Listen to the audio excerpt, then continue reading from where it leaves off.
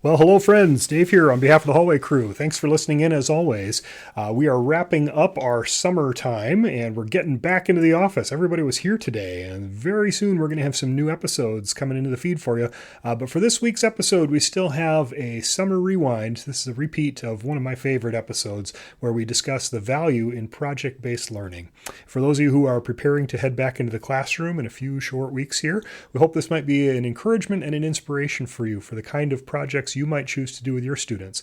We get at both a little bit of the how and the why in this episode. So I'll play a little music and then we'll dive in.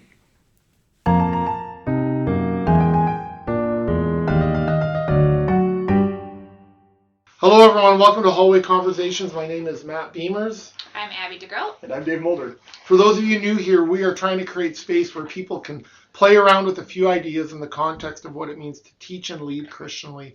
And one of our deep hopes is that you might be encouraged to go back to your classroom, your staff room, or your hallway and engage in some of your own conversations. We also love it when listeners give us feedback, suggest ideas for shows, or even send in questions. So if you feel compelled to do so, please send that to hallwayconvospod@gmail.com. That's hallwayconvospod@gmail.com. Finally, we are going to start a short series next week based on the book Flourishing Together by Andy Wolf and Lynn Swanner. You definitely don't need to read the book in order to join in on the fun, but if you want to read along with us, Dave will leave a link in the show notes so that you can purchase it. We're going to engage with part one starting next week. Abby and Dave, although I don't watch late night talk shows as much as I used to, there was a time when I was a big Jimmy Fallon fan. Although lately I find I have more of an affinity for Stephen Colbert, who's quite brilliant, by the way. Yeah. On a side note, I recommend anyone listening to this conversation to look up Colbert's dialogue with Andrew Garfield about grieving, or his response when Dua Lipa asked him about his faith. It's quite profound. This did make me think, though, about today's check-in question, so here it is. Okay. You are all both quite famous, and you'll be even more famous one day. In my world, you're quite famous. Oh. You're very kind, Matthew. So my question is, when, not if, you get your own talk show, who will be your first guest on opening night? Oh, man. Okay, so I've mentioned before on the show that I really enjoy the Holy Post podcast with Sky Gitani and Phil Vischer. I would love to interview Phil Vischer and just hear his story of where VeggieTales came from. After VeggieTales, the Big Idea Company kind of imploded. Like, how did that actually go? I'd love to hear that piece of his story. And I just think he would be a fascinating person who kind of has a finger on the pulse of the weird evangelical subculture in the American church, and to just hear his wonderings about that. I would be really fascinated. Yeah, I just want to thank him for all the songs that I cannot unstick from my brain. You started talking and I right away was like, oh, where is my hairbrush? Right? Thanks, Phil, if you ever listen to this. Yeah. Abigail, how about you? Okay. So it has to be an author, probably, right? Does it? Said the English teacher. Yeah. Okay, so I'm just thinking about books that I've read in the last 10 years that I was like, I really would love to talk to that person. I'm going to go with Tara Westover. Have you guys read Educated? I have not, but I'm familiar. Yeah. I think I would interview her. So she grew up in an extreme version of Mormonism in Idaho. Her parents were survivalists, and she never went to school until she went to Brigham Young. She got in. Wow. And then she ended up getting a PhD from Cambridge and wrote a book about her experience. It's a memoir called Educated. Yeah. You may have heard of it. Yeah. And just a fascinating story. Like, I had to put it down at times because it was so intense. Sure. Like, I couldn't keep reading it for a while. Like, I wanted to, and I just like had to.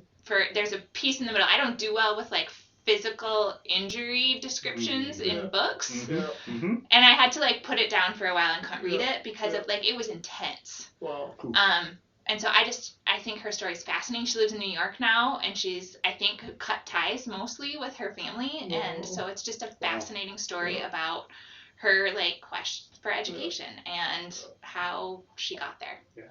So that would be what I choose. Yeah, that's good. That's intense. All right, questionnaire. You asked. Yeah. The question, I would 100% have to go with Bruce Springsteen or Bono if I could pick two. If I could get you both at the same time, that'd be great. I would just I find both of them fascinating public figures. I find their songwriting, their focus on justice.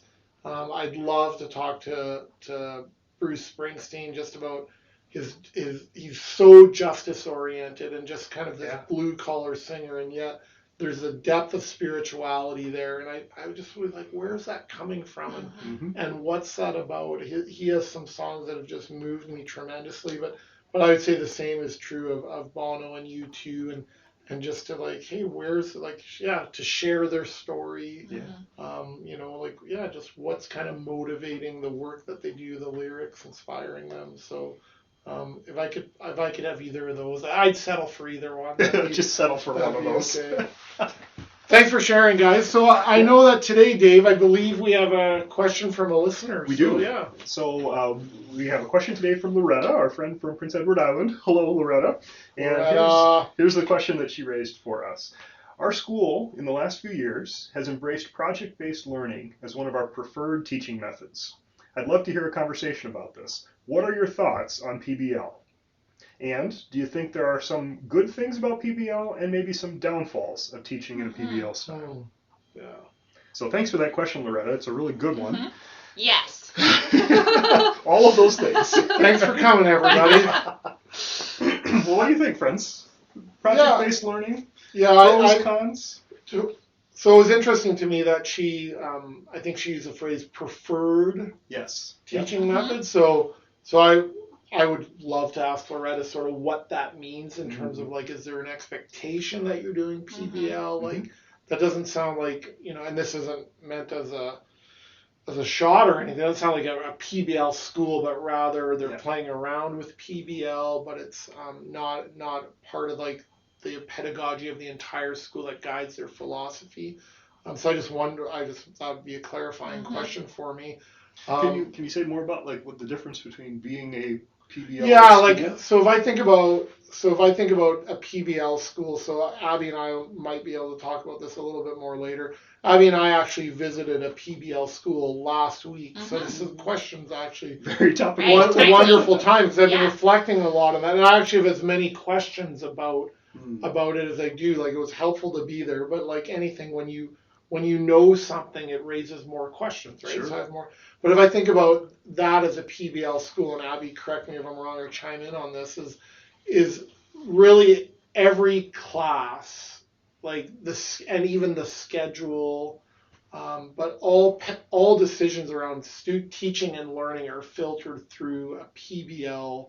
Or filtered through PBL. So how do we do project-based learning in every part of our school? So it's not a preferred pedagogy; it is the pedagogy, right? So it's the really whole school is totally around project-based learning. Totally, Every part of it. Yeah. And so it was even interesting there, and I could be wrong about this, but like they even showed us their schedule. They basically like have blocks of humanities PBL in the for 2 to 3 hours and then they actually partnered some really interesting subjects. Or what was it? Physics?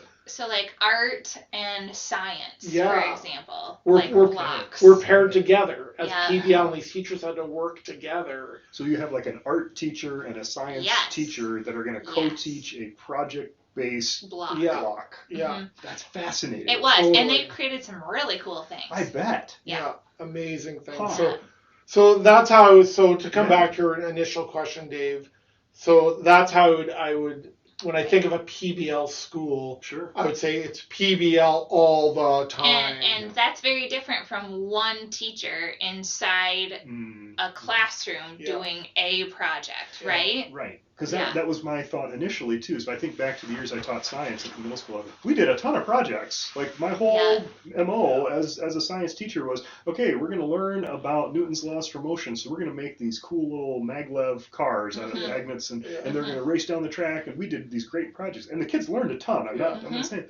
But I would not say I was doing project-based learning. Yeah. It was Okay. more teaching through projects. Yeah. And I Okay. think that's Yeah. maybe a subtlety Yeah. in this, but I'm wondering if that's Mhm. helpful to kind of distinguish the two, Yeah. to say like project-based learning seems like an overarching pedagogy versus using projects for learning. Yeah. Right. Is that fussy Right. or No, does that make some sense? one of the things as you're talking, Dave, one of the things that, and again, I could be wrong because I'm still continuing to grow in my understanding of Mhm. project-based learning. But one of the hallmarks for me, in my mind at least, is sort of who the audience is. Mhm. So when I think about projects, at least as how I've done projects as a teacher, I think about the primary audience is basically the teacher, right? Yeah. Or maybe the parents. But the students are doing work for the teacher's eyes only. Yeah. Most Yeah. of the Yeah, time. totally. Yes. They're producing something Mm-hmm. in order to receive something, which is a Agreed. grade. Sure. And and we've joked about this before, right? So many projects are dumpster projects, right? You spend all this time, you get your grade, Mhm. you throw it on the dumpster on the way to the car on your way home, Yeah. never to be seen again. Whereas if I think about one of the hallmarks of project-based learning for me is sort of like the audience, right? Is it's much deeper than that. It's to be, ultimately it's to be of service to the world, right? To contribute to the common good. So how is what we're learning here not only going to benefit me as an individual, but how is it also going to be to benefit the community in which the school is located? So when we visited last week, that was one of the interesting notice and wonders for me. Like I noticed that there was a lot of projects hanging up on the walls in the school. Oh yeah. So my first reaction to that was, like I sort of think about audience to be of service to the world outside of the school. But then I thought some of those projects, were beautiful, they were vulnerable, there was some amazing poetry, and I was like, no, like you can still be of service to the world within your school, right? that. Because those projects were being of service to me, like they were impacting me in a deep way. And they talked about exhibitions. Yeah. Did you hear some of that too? Right? Yeah. So they would have exhibitions of their learning too. So like there was an art installation, right? And so there was an explanation under it, and then like it was clear that they had hosted an art show, and there was like a visitor's guide to the art show, and visitors were encouraged to ask the different artists who were exhibiting questions about their work, right? And so it was literally a public art showing of their work that they had combined with it. I think it was a humanities. I think there was a social element to it as well. Okay. And also I saw one which fascinated me. The 7th graders were building a flight simulator. Yeah, What? this was amazing. Oh my Grade word. 7 students Yes. building a It was flight. crazy. A flight simulator. Yeah. That's amazing. It was amazing. Like, and it was like a computer programming Yeah. element, like teacher. Mm-hmm.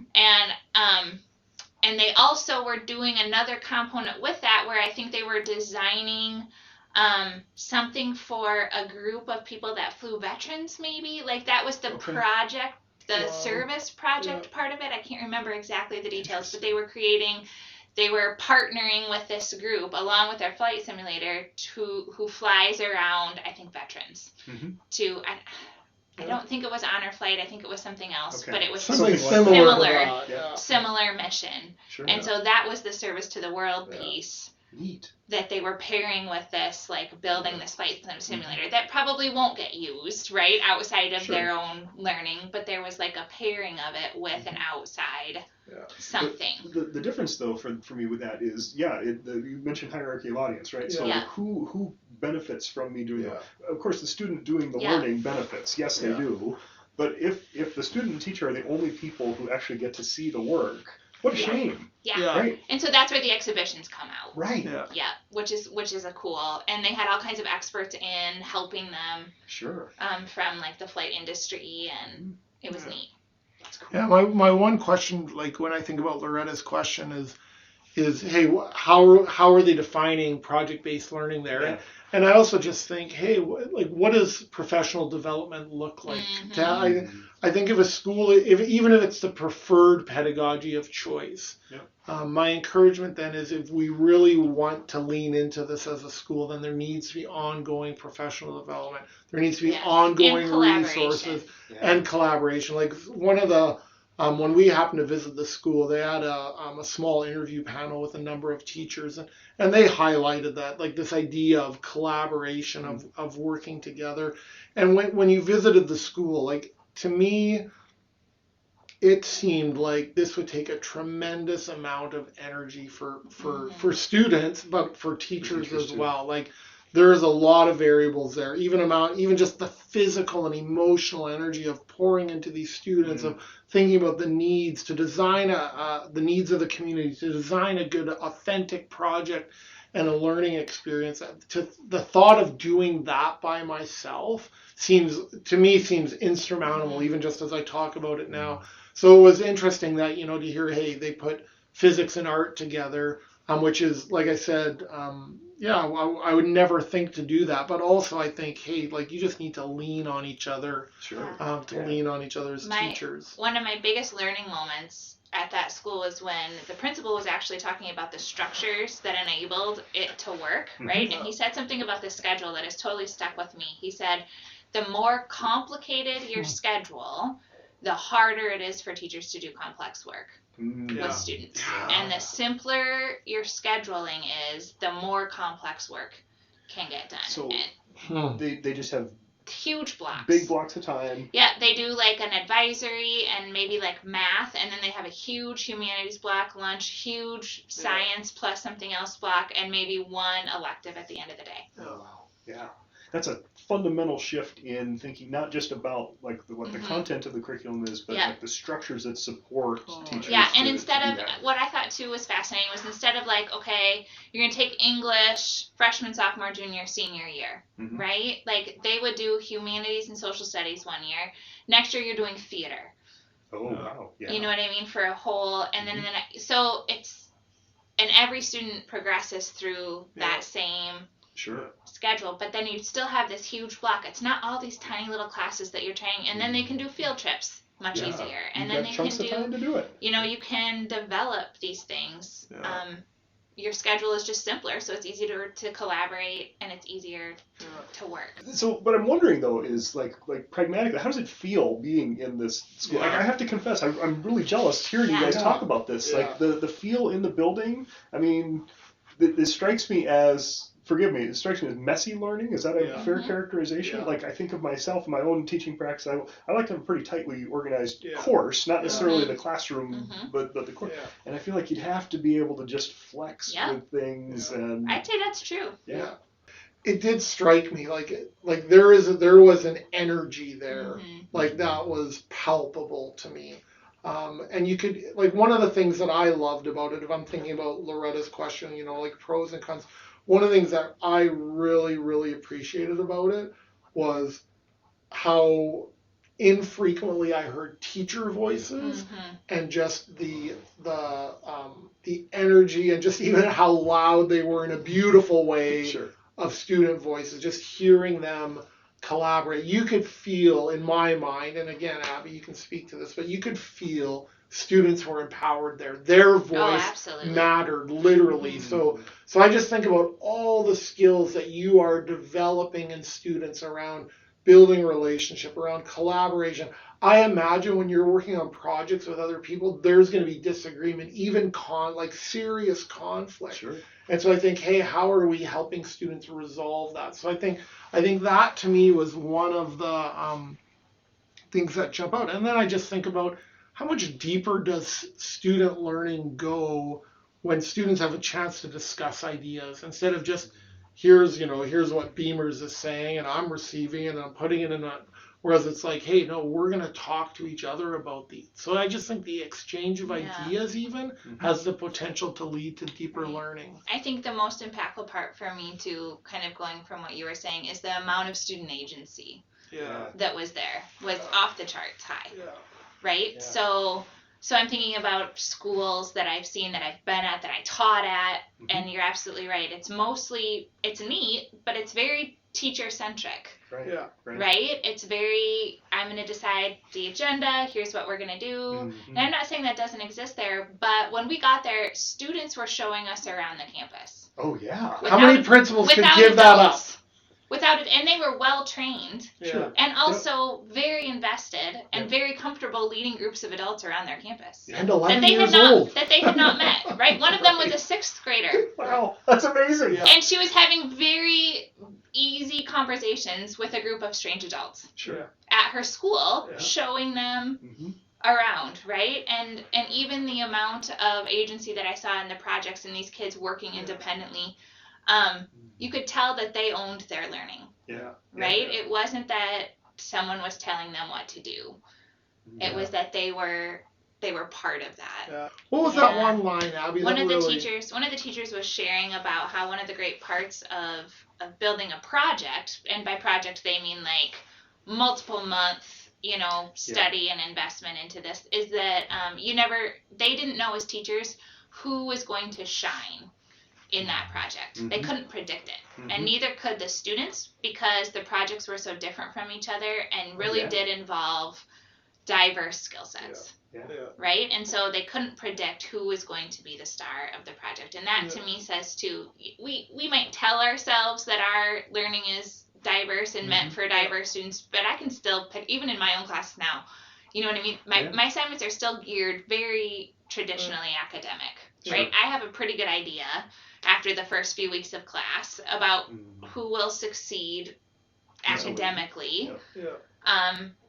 Versus a project where you don't know who's going to emerge as a leader. So this has me thinking too about the definition of what a project really is going to look like, right? If we can kind of distill some practices for teachers who are listening to this, like what's going to be a shift that they can make. So giving students an authentic voice and real agency, not just the illusion of voice or the illusion. Right? Can you really give it over to them? Right. And so as a teacher, you have to be willing that it's going to get messy. I mean, physically messy, but intellectually messy too, because you have to let go of some of it, right? The other thing, I'm thinking about the difference between projects and an authentic problem that really matters. So something students are going to care about too, right? And so, maybe we have to have a clear problem or project in mind because we've got curriculum goals that we have to ensure that we're going to meet. There's parameters for that. But does that sound right too? Like that it's going to have to be some kind of a driving problem that gets addressed. Yeah, so I'll give you an example. So one of the English teachers I talked to showed me a book that I think they were grade 11 maybe or 12. Students wrote, so they were, it's obviously an English class, so they read and wrote widely, but they created a manual for their teachers about them as learners. Whoa. And read deeply in educational psychology, actually, and trauma-informed learning, and also just like personal narratives. Yeah. About like, this is how you teach high schoolers. Yeah. And wrote a manual. That's fascinating. For their teachers. I love that. Isn't that cool? And put it together in an anthology. Yeah. And edited the whole thing, and like that was their authentic project. And what a transformational learning experience that is for those kids, right? The amount of personal investment in it, the agency that they have in that, but the real learning. Yeah, and what else is happening there, even informationally, right? Is there? Hey, I right away when I saw that I was like, what if this is the first time anyone's ever asked them this question? Yeah. What's the potential for healing?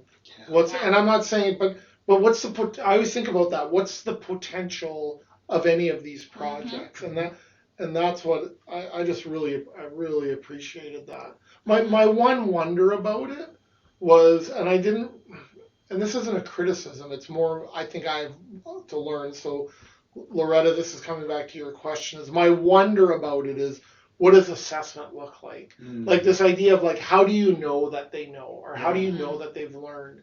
And the answer has to be more than, well, the project's finished. Well, there it is, right? What does learning along the way look like? What does that formative evaluation look like? And I just didn't understand that, and I did wonder. And I think the English this project helps me understand it better, but just, hey, like at some level, there's got to be some standards that you're going to be held to. So I'm not saying that in project-based learning in Prince Edward Island or at High Tech High that's not happening.